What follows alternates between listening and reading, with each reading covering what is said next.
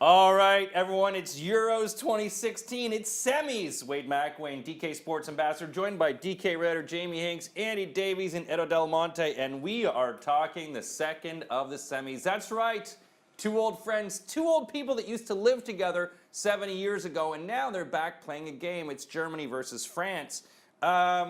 Germany has not let anyone score on them, and France has, well, they've been scoring at will, haven't they?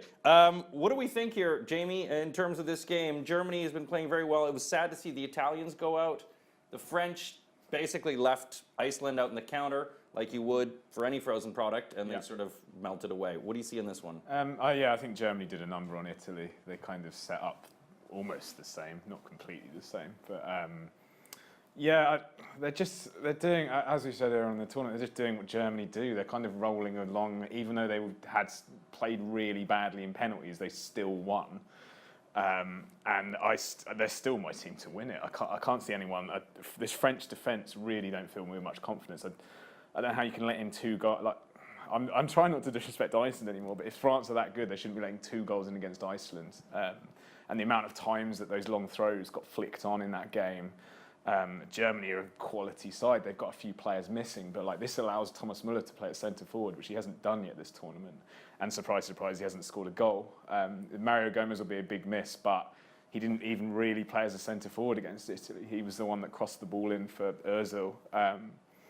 And even though Kante's back, it's still going to be really tough for them to do anything in this game. Plus, he might bring Adil Rami back in, which will be quite funny, and will just give Germany way more chances to score more goals.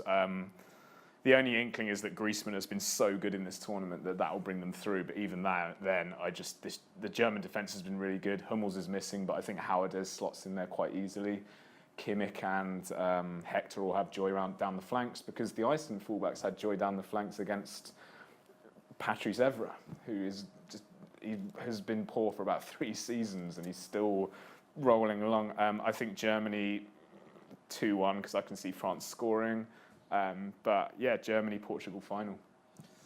Edo, Germany hasn't really, I think people are waiting for Germany to find their stride. You know, everyone's like, oh, they're about to. And against Italy, I mean, how do you feel about that? And how do you think they're going to do in this game? Because obviously as an Italian, Belgian, polyglot, you know, what do you see in this? And my grandma's Polynesian, so no.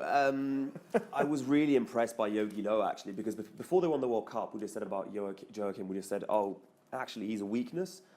Actually, no. From then on, he's really shown tactical development, and this tournament in particular. So you saw major progress against, yes, Northern Ireland, but that was the choice to put in Gomez, and suddenly the team started playing much better. They completely destroyed Slovakia. And against Italy, he did come up with, so it was the only team against which Italy didn't counter with abandon because they were afraid. There was an element of, actually, Germany could pass the ball a couple of times, a couple of 1-2s, and off they go. That's why I think Italy held back so much. So the 3-4-3, I thought, was actually quite masterful. And he's managed to beat Deschamps tactically before. 2014 World Cup, Germany scored with Hummels, who unfortunately won't be there, but off a Müller assist. And then after that, we really didn't see anything from France. This France team is better because they can score against anyone. But as Jamie said, they could also concede against anyone. And I'm really worried about that because, you know, this kind of team was designed to break down the Icelands of this world 5-2. But, I mean, even in that game, which they drew 0-0 against Switzerland still managed to have a couple of chances where you went, oh my word, this looks awful. And then Lloris just dived out for the ball and saved the situation. The absences could be an issue. Khedira is a huge loss. Khedira in central midfield has been playing really well. But yeah, Löw has managed to do this tactically before, and I have to look at history. I'm not a fan of looking at history, but 82, Germany upset France. 86, Germany upset France again. You know, the Platini generation basically looking at Germany. Yeah. Oh yeah, that too. Did I say 80? Yeah, 82, 86. There was what? There was 2014, and it's been over 50 years. Yeah. 82 since Battiston and Schumacher and famous. France haven't won a competitive game against, I think it's 58 years or something. Yeah. I don't have, but I guess the Italy-Germany thing was before this game, so who knows? Yeah. Like, that's true. Yeah, but I'm trusting Germany here because I really like what they did tactically against Italy. There was no sign of that countering Italy we'd seen against Spain and Belgium. You could say Belgium tactically incompetent, but not Spain. And against Spain, they didn't have an answer for what Italy did for the better part of an hour. So I'm going to say Germany 2-1. I think Germany will still concede. That defence looks a bit rickety, but you throw Mustafi in, they'll be good enough. But Ozil especially, the way he was running against Italy. I mean, they should have scored that second goal with Gomez, that wonderful through ball. I think he'll do that again. This French defence is designed to have someone penetrated that way. So yeah, I'll say yeah. Andy, we've got two gentlemen here saying 2-1. What do you think?